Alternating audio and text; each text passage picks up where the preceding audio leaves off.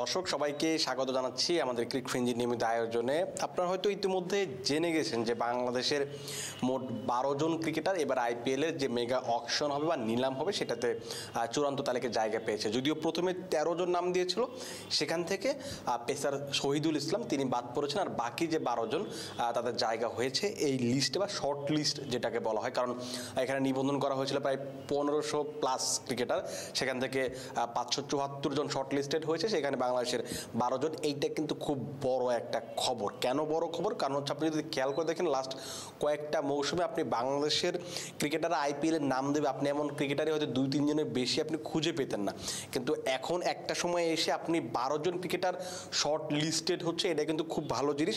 পরবর্তীতে আপনি যখন যাবেন তখন হয়তো আপনি দেখবেন এখানে 15 জন, 20 জন কিংবা 30 জন, যেটা আফ্রিকার জন্য দেখলাম আমরা নিবন্ধন করেছিল 91 জন। সো এই জিনিসটা আপনার বাড়বে। এখন যেটা হচ্ছে, আমি আজকে যে কারণে এই আইপিএল বা বাংলাদেশি ক্রিকেটারদের নিয়ে কথা বলতে চাচ্ছিলাম বা কথা বলতে শুরু করেছি, সেটা একটা হচ্ছে যে নাম তো 12 জন দিয়েছে। যখনই একটা নিলাম হয়, যে কোনো দেশের নিলাম হোক না কেন বা যে কোনো টুর্নামেন্টের নিলাম হোক না কেন, সেখানে কিন্তু একটা বড় প্রশ্ন থাকে যে বাংলাদেশের ক্রিকেটার নাম দিলে বেশিরভাগ ক্ষেত্রে বেশিরভাগই দল পান না। আইপিএলের নাম দিলে তো এটা আরো কঠিন, আইপিএল দল পাওয়াটা সবচেয়ে কঠিন। এখন কথা হচ্ছে, এই যে 12 জন নাম দিয়েছে তাদের মাঝে কারা দল পেতে পারেন, কাদের সম্ভাবনাটা বেশি, কেন দল পাবেন, কি কি এক্স ফ্যাক্টরগুলো আছে, সেই ব্যাপারগুলো আমরা একটু আলোচনা করতে চাই। আমি একটু পেছন থেকে শুরু করব। কেন পেছন থেকে শুরু করবো সেটা হচ্ছে যে যাদের দল পাওয়ার সম্ভাবনা তুলনামূলক কম তাদের তালিকাটা একটু শুরু করে। আপনি যদি লিটন দাসের কথা বলতে পারেন, লিটন দাস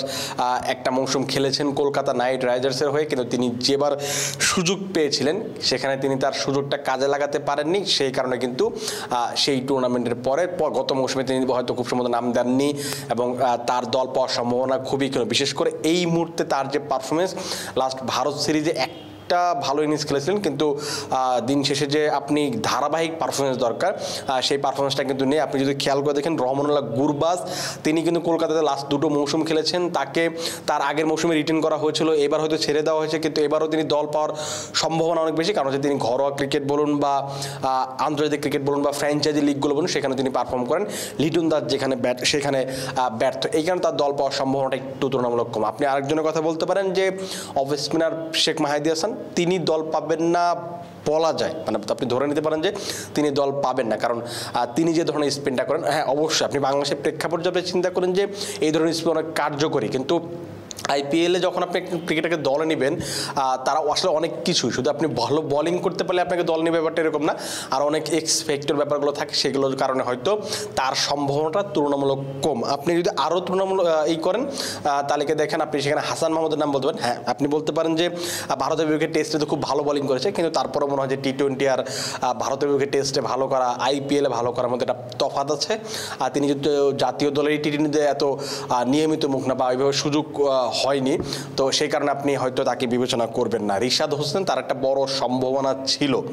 আমি ছিল কেন বলছি, আপনাদের যদি মনে থাকে যে আপনি যদি খেয়াল করে দেখবেন যে ভারত সফরে যাওয়ার আগে বাংলাদেশ, তখন আমি একটা ভিডিও বানিয়েছিলাম যেখানে বলেছিলাম যে রিশাদের জন্য এই ভারত সিরিজটা হচ্ছে একটা আইপিএলের অডিশন, সেখানে যদি পাস করতে পারে অবশ্যই তিনি এবারের আইপিএল দল পাবেন। কিন্তু তিনি যে ধরনের বোলিং করেছেন পুরো সিরিজ জুড়ে, সেই পারফরমেন্সের পর তাকে দলে কোনো ফ্র্যাঞ্চাইজি আগ্রহ দেখাবেন এরকম সম্ভাবনা খুবই কম। তারপর আপনি মেহেদি মিরাজের কথা বলতে পারেন। মেহেদি মিরাজের মতো এই টাইপের, মানে একদম বাংলাদেশের প্রেক্ষাপটে আপনি মেহেদি মিরাজের যে পজিশনে ব্যাটিং করেন, যে ধরনের বোলিং করেন, সেটা খুবই গুরুত্বপূর্ণ, কিন্তু আইপিএলে তার কার্যকারিতা, তিনি যেহেতু জাতীয় দলের যে টি-20 টুর্নামেন্ট আছে, টি-20 দল আছে, সেখানে তিনি এত বেশি নিয়মিত না, তিনি সেখানে ভালো করে জায়গা পান না, তার ব্যাটিং নিয়ে বা বোলিং নিয়ে প্রশ্ন ওঠে, সেখানে আইপিএলে দল পাওয়াটা আসলে অসম্ভব একটা ব্যাপার। এই হচ্ছে যারা দল পাবেন না, দল পেতে পারেন কাদের সম্ভাবনা কতটুকু আছে সেই তালিকা যদি আপনি দেখেন, সেখানে শরীফুল ইসলামের একটা সম্ভাবনা থাকতে পারে। কেন থাকতে পারে? তিনি যদি বাহাতি পেস বোলিং করেন, আইপিএলে বাহাতি পেসারদের একটা গুরুত্ব সবসময় থাকে, আর বাহাতি পেসাররা সবসময় ব্যাটারের জন্য ডেঞ্জারাস হয়ে যায়। কিন্তু শরীফুল ইসলামের যে জিনিসটা সমস্যাটা হবে যে সাম্প্রতিক সময়ে যে ফর্ম, সেই সঙ্গে তার ইকোনমিক্যালি বোলিং করতে না পারে, এইটা অনেক বড় সমস্যা। আপনার যদি মনে থাকে লাস্ট বিপিএলে তিনি দারুণ বোলিং করেছিলেন, কিন্তু বিপিএলের পরে 2-3টা ম্যাচ পর থেকে তিনি কিন্তু সেই ধারাবাহিকতাটা রাখতে পারছেন না। বিশেষ করে যখন টি-20 বিশ্বকাপে তিনি ইনজুরিতে পড়লেন, বললেন ইনজুরি থেকে ফেরার পর তিনি সেই ফর্মটা ভালোভাবে দেখাতে পারছেন না, সেটা একটা কারণ হতে পারে। কিন্তু তার যে একেবারে সম্ভাবনা নেই সেটা বলা যাবে না, কিন্তু সম্ভাবনার কথা যদি বলেন তাহলে সেটা আবার একেবারে কম বলা যাবে। আপনি এখানে পেসার হিসেবে নাহিদ রানার কথা বলতে পারেন। এখানে নাহিদ রানার একটা এক্সপেক্টর হচ্ছে যে তিনি গতি দানবের মতো, যে আমার গতি দানব হয়তো মজা করে বলি কিংবা হচ্ছে ধরেন অনেকে ট্রোল করে অনেক কিছুর সাথে মেলানোর চেষ্টা করে, কিন্তু তিনি একটা স্পিড গান। তিনি নিয়মিত 145, 48, 47, 50 এই গতিতে বোলিং করতে পারেন।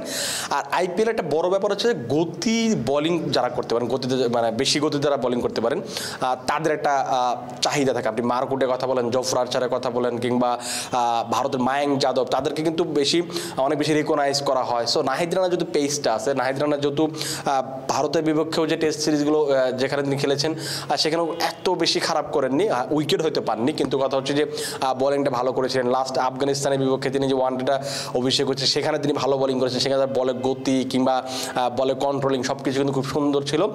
তার যেহেতু প্রাইস মানে ভিত্তিমূল্যটা 75 লাখ, তাকে একটা সম্ভাবনা দেখা যেতে পারে, তার একটা বড় সম্ভাবনা আছে।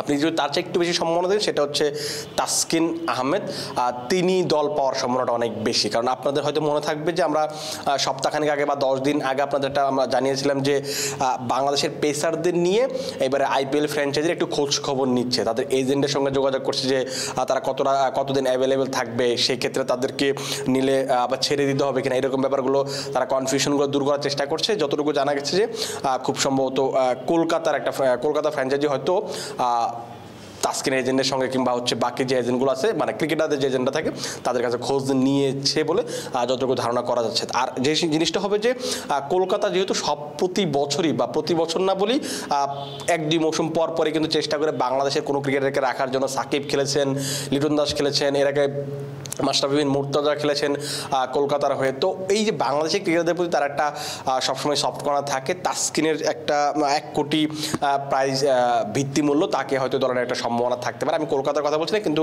আপনি যদি ওভারঅল চিন্তা করেন তার দল পাওয়ার সম্ভাবনা আছে। কেন? কারণ আরেকটা বড় কারণ হচ্ছে যে আপনি যদি লাস্ট 2 থেকে 3টা মৌসুম দেখেন, প্রত্যেকটা মৌসুমেই তাসকিনের এজেন্টের কাছে কল এসেছে, তাকে দলে নিতে চায়, কিন্তু যে পুরো মৌসুমের জন্য ছাড়বে না বিসিবি, সেই কারণেই কিন্তু তাকে দল পাওয়া হয়নি। বা তারা লখনৌ সুপার জায়ান্টস 2022 সালে তার সঙ্গে যোগাযোগ করেছিল, গৌতম গম্ভীর ছিলেন সেই সময় দলটার মেন্টর। তার পরবর্তীতে আরও বেশ কয়েকটা জায়গা থেকে তার সঙ্গে যোগাযোগ করা হয়েছিল, কিন্তু তিনি ওই যে জাতীয় দলে খেলা ছিল, জাতীয় দলের খেলা ছেড়ে তিনি যাননি, সেই কারণে কিন্তু এই অবস্থা তৈরি হয়েছে। আর আমরা কিন্তু আপনাদেরকে এই জিনিসটা জানিয়ে দিয়েছিলাম যে এবার যদি বাংলাদেশের কোনো ক্রিকেটার আইপিএলের দল পান, তিনি পুরো মৌসুম খেলার জন্য এনওসি পাবেন, বিসিবি সেটা দেবে, এতটুকু আমরা জানতে পেরেছি। এটা আপনাদেরকে আমরা আর 10 দিন আগে জানিয়েও রেখেছি। এখন যে জিনিসটা হচ্ছে যে সাকিব আল হাসান কি দল পাবেন কিনা, এরকম একটা প্রশ্ন আপনি করতে পারেন। সেক্ষেত্রে সাকিবের দল পাওয়ার সম্ভাবনাটা আপনি 50-50 রাখতে পারেন, আবার নাও রাখতে পারেন। কারণ হচ্ছে কি, যে জিনিসটা হচ্ছে সাকিব সাম্প্রতিক সময়ে ফর্মে নেই, তিনি দল পাবেন কিনা, সাম্প্রতিক ফর্মটা অনেক গুরুত্বপূর্ণ। আরেকটা কারণে এই কারণে তিনি দল পাবেন না। আর যদি পাওয়ার কোনো কারণ থাকে সেটা হতে পারে যে কলকাতার সঙ্গে তার বন্ডিংটা খুব ভালো। তিনি লাস্ট যখন মেজর লিগ ক্রিকেটে খেলেন লস অ্যাঞ্জেলস নাইট রাইডার্সের হয়ে খেলেছেন, এই কানেকশনটা যদি কাজে লাগে তাহলে হয়তো আপনি কলকাতায় আবার সাকিবকে দেখতে পারেন। কিন্তু অন্যান্য কোনো ফ্র্যাঞ্চাইজির তাকে ধরানোর সম্ভাবনা কম, কারণ তিনি এখন যে ধরনের ব্যাটিং করেন বা বোলিং করেন সেটা আসলে এত বেশি কার্যকরী না, যেটা তিনি 2-3 বছর 5 বছর আগে যতটা কার্যকরী বোলিং করতে পারতেন সেটা যদি এখন করতে পারেন না, ব্যাটিংটাও করতে পারেন না সেভাবে। চোখের একটা সমস্যা, তিনি হয়তো বলেন যে চোখের সমস্যা নেই বা অনেকেই বলার চেষ্টা করেন, কিন্তু আলটিমেটলি সেটা যে সমস্যা হচ্ছে বা সেটা হয়, সেটা কিন্তু তার লাস্ট 1 বছরে বা বিশেষ করে 2023 ওয়ানডে বিশ্বকাপের পর থেকে পারফরমেন্স দেখলে আপনি বুঝতে পারবেন। আর জিনিসটা হচ্ছে যে শেষ আমরা যাকে নিয়ে কথা বলবো তিনি মুস্তাফিজুর রহমান, তিনি দল পাবেন এটা মনে হয় বাংলাদেশের বেশিরভাগ মানুষই বিশ্বাস করার কারণও আছে। কারণ আপনি লাস্ট কয়েকটা মৌসুম ধরে টানা বাংলাদেশের কোনো ক্রিকেটার খেলে যাচ্ছে না আইপিএলে, সেটা হচ্ছেন মুস্তাফিজুর রহমান। লাস্ট মৌসুমে তিনি চেন্নাই সুপার কিংসের হয়ে খেলেছেন, অল্প কিছুদিনের তিনি এনওসি পেয়েছেন, সেখানে তিনি যখন বেশ কয়টা ম্যাচ খেলেছেন সেখানে 14টা উইকেট নিয়েছিলেন এবং রয়্যাল চ্যালেঞ্জার্স ব্যাঙ্গালোর বিপক্ষে তার যে ওই ম্যাচ জেতানো বলিং কিংবা কলকাতা নাইট রাইডার্সের সঙ্গে তার যে বলিংটা, এগুলো কিন্তু চেন্নাইকে আবার দলে নিতে সহায়তা, চেন্নাই যদি আবার মুস্তাফিজকে দলে নিতে সহায়তা করবে। এবং মুস্তাফিজের একটা বড় ব্যাপার হচ্ছে যে তিনি এই যে লাস্ট যে ভারত সিরিজটা খেলেছেন সেখানে কিন্তু তিনি ভালো বল হাতে পারফর্ম করেছিলেন। যেমন হচ্ছে যে 3টা ম্যাচেই রান বনার ম্যাচ হয়েছে, রান হয়েছে, ভারতের ব্যাটসম্যানরা ধুমধারাকে ব্যাটিং করেছেন। এইরকম অবস্থাতে তিনি যে ধরনের বোলিং করেছেন, সেখানে একটা ম্যাচে তিনি খুব সম্ভবত 50 রানে বেশি দিয়েছিলেন, বাকি সবগুলো ম্যাচে কিন্তু 30, 35, 36 এরকম রান দিয়েছিলেন এবং 4টা উইকেট নিয়েছিলেন। সেটা কিন্তু অনেক কাজে দিবে। এর আগের বার তিনি যখন দল পেয়েছিলেন চেন্নাই, সেখানে তিনি ফর্মে ছিলেন না, তার দল পাওয়ার কথাই ছিল না, সেরকম জায়গায় তিনি দল পেয়েছেন। আর এবার যদি তিনি ফর্মে আছেন তার দল পাওয়া নিশ্চিত। এখন কথা হচ্ছে তিনি 2 কোটিতে দল পাবেন নাকি এই দামটা আরো একটু বেশি যাবে। যদি মেগা নিলাম খুব সম্ভবত বাড়তে পারে, বলা যায় না।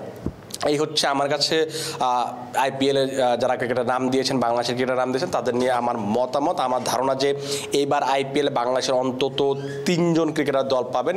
এখন দেখা যাক, আগামী 24 এবং 25 নভেম্বর জেদ্দায় অনুষ্ঠিত হবে আইপিএলের নিলাম। সেই নিলামে বাংলাদেশ আসলে কতজন দল পান সেটার দিকে আমরা তাকিয়ে থাকবো এবং যারা দল পাবেন তাদের নিয়ে তো আমরা পরবর্তীতে বিস্তারিত আলোচনা করবো। আপাতত আপনারা ভালো থাকুন, সুস্থ থাকুন এবং ক্রিক ফ্রেঞ্জির সঙ্গে থাকুন।